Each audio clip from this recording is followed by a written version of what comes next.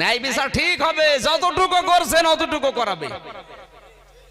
এই জন্য পুত্রবধূ যারা আছে তাদের উচিত হচ্ছে নিজের শ্বশুর শাশুড়িকে নিজের মা বাবার মতো মনে করা, আর শ্বশুর শাশুড়ি যারা আছে তাদের উচিত নিজের পুত্রবধূকে নিজের মেয়ের মতো মনে করা। আমার মনে হয় এই দুইটা মন যদি এক হয় কোনোদিন কোনো পরিবারে আর গন্ডগোল থাকার কথা না। এই মেয়েদের ভেতরে ছোটখাটো জিনিস নিয়ে গন্ডগোল হয়। মেয়েদের এই মন ছোট থাকার কারণে আমাদের পরিবারে আজ শান্তি নেই, ছোটখাটো জাহান্নাম হয়ে গেছে। পুরুষ মানুষ বাইরে এত কষ্ট করে আসে, বাড়িতে এসে দেখবেন গন্ডগোল চলছে মা আর বোর। এই কথা বলছেন না কেন? কি নিয়ে? ওই মাত্র মাকে আপনি শাড়ি কিনে দিয়েছেন 1000 টাকা দিয়ে, আর স্ত্রীকে দিয়েছেন 900 টাকা দিয়ে, 100 টাকা কম বেশি, এই জন্য গন্ডগোল। এরকম ছোট মনের বউ আছে কার? হাত তোলেন, তোলেন। কই? কেউ হাত তুলছে না। তাহলে এই এলাকায় এরকম বউ নেই। আমার এই ওয়াজ না করাই ভালো ছিল। যেসব আল্লাহর ওলি বসে আছে। আমার ভাইরা,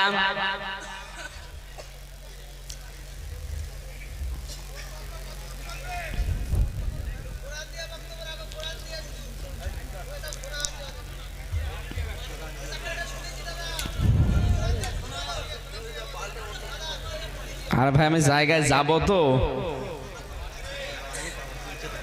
জায়গা মতো না গিয়ে আপনি এখানে আসেন, এসে আপনি বলেন আমি বাড়ি চলে যাই। আসেন। এই জন্য সেমিনার গুলো করা লাগে, মূর্খ মানুষ তো। আরে ভাই জায়গা মতো না গিয়ে আমি আন্দাজে আপনাকে বোঝালাম, কোরআনের একটা আয়াত পড়ে বোঝালাম, আপনি বুঝবেন? পাগল ছাগল বসে আছে যথেষ্ট।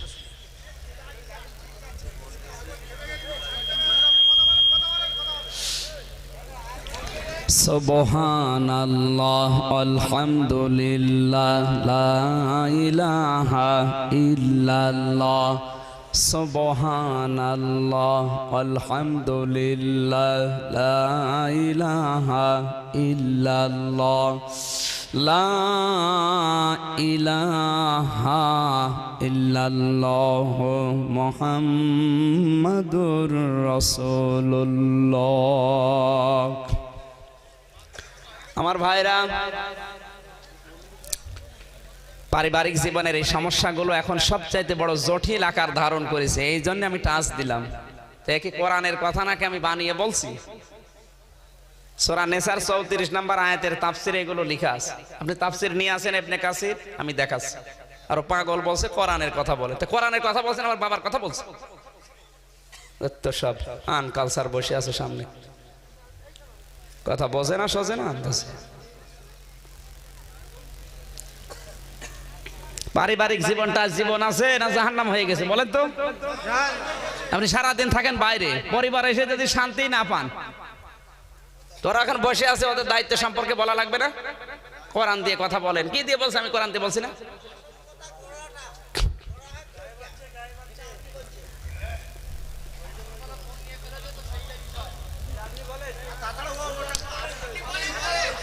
না না, চুপ করেন, কথা বলবেন না ভাই। আপনার চাইতে আমার মেধা, যোগ্যতা, জ্ঞান আল্লাহ একেবারে কম দেয়নি। দিলে এখানে বসতে পারতাম না। আপনি এখানে এসে 5 মিনিট কথা বলেন তো, যদি মানুষ থাকে আপনাকে আমি এখনই টাকা দেবো। আসেন। আপনার পেটে বম মারলে কুল হুসুরা বলতে পারে না, কোরআন দিয়ে বলেন। কোরআনের কথা কি বোঝেন আপনি? আবার কথা বলে লোকটা।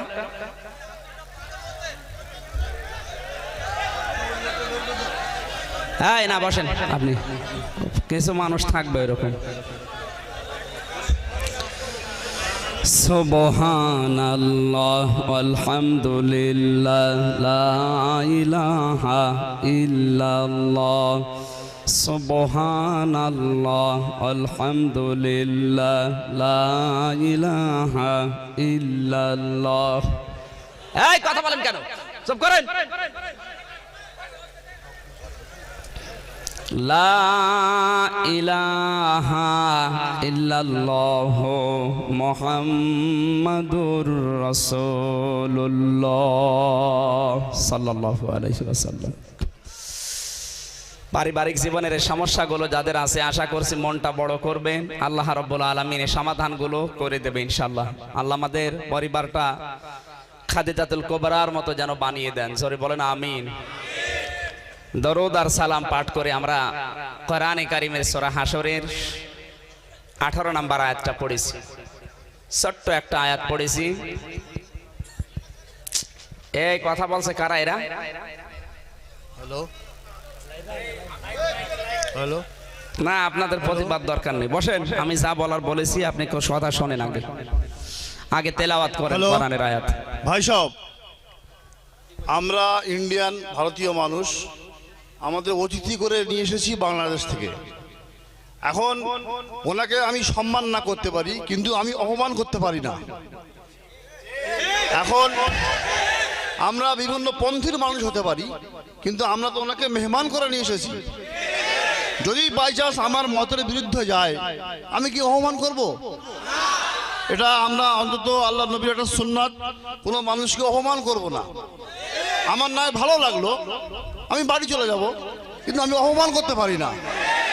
আল্লাহ পাক এত বড় একটা মজমা তৈরি করেছেন, আমরা সবাই নিজ দায়িত্বে বসি, নিজ দায়িত্ব পালন করি। আল্লাহ আমাদের রহমত বর্ষণ করুক। আপনার তো বলছেন ওই যে ওই লোকটা কি যেন বললে যে আমার সোনা আছে। আপনার তো সোনা থাকে না, বাড়ি চলে যান। আপনাকে শুনতে বলছে কে? আপনার মতো তার সবার সোনা নেই। আর আমাদের পরিবারে এটা এখন চলছে, মেয়েরা বসে আছে ওখানে হাজার হাজার, ওরে ছোট ছোট বিষয়ের জন্য আজ পরিবারে অশান্তি। আমি তো যতটুকু বাস্তবতায় দেখেছি, এই ছোট ছোট বিষয়ের জন্য আজ মিল নেই। ওরা একটু যদি উদার হয়, আমাদের পরিবারটা জান্নাত হয়ে যাবে।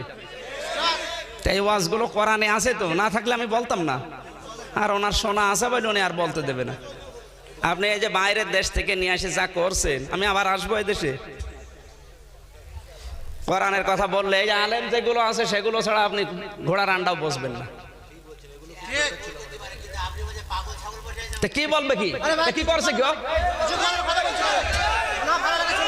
কি বলছে কেউ? বলেন বলেন, কি বলছে? পাগল ছাগল বলবে না, কি ভালো মানুষ বলবে? আপনাদের আচরণ সাথে আপনি কি বলবে? কি না আচরণ করছেন তো এরকম, ওরাই তো বলছি আমি।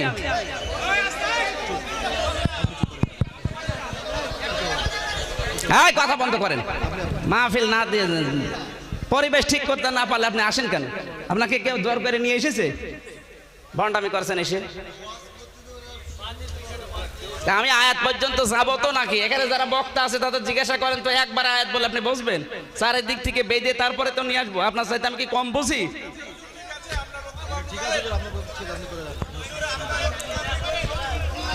আর ওই রকম সেমিনার হলে একবারে কথা বলা যায়। সেমিনারের আলোচক থাকে আলাদা, ওদের শ্রোতাও থাকে আলাদা। আর এখানে 12 ভাবে 13 সন্তান বসে আছে, এক একজনের মত এক এক রকম। একবারে বললে আপনি বুঝবেন? এই জন্য যা বলছি শোনেন আগে। শোনার পর আমি তো 10 মিনিটই শেষ করবো না, আমাকে 1-1.5 ঘন্টা কথা বলা লাগে। অ্যাক্টিভ হন আগে। কোরআন থেকে হেদায়েত নিতে হলে, আমি আবার বলছি আগে প্রথম কথাটা, কোরআন থেকে হেদায়েত নিতে হলে আপনাকে মন তৈরি করা লাগবে। আপনার যদি মন না থাকে, আপনি যতই আমি না নবী এসে বললো, আপনার মনের পরিবর্তন হবে না।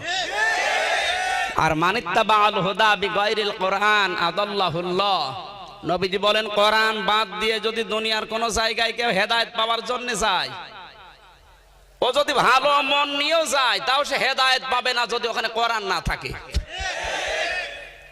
এই বাংলাদেশ আর ভারতে এই হাদিসটা 100 ভাগ কার্যকর। কারণ অনেক মানুষ আছে বিভিন্ন দরবারে যাচ্ছে, ও কিন্তু ভালো হওয়ার নিয়তে যায়, কিন্তু বাস্তবতা কি? সেখানে কোরআন থাকে না, কোরআনের নির্দেশনা থাকে না।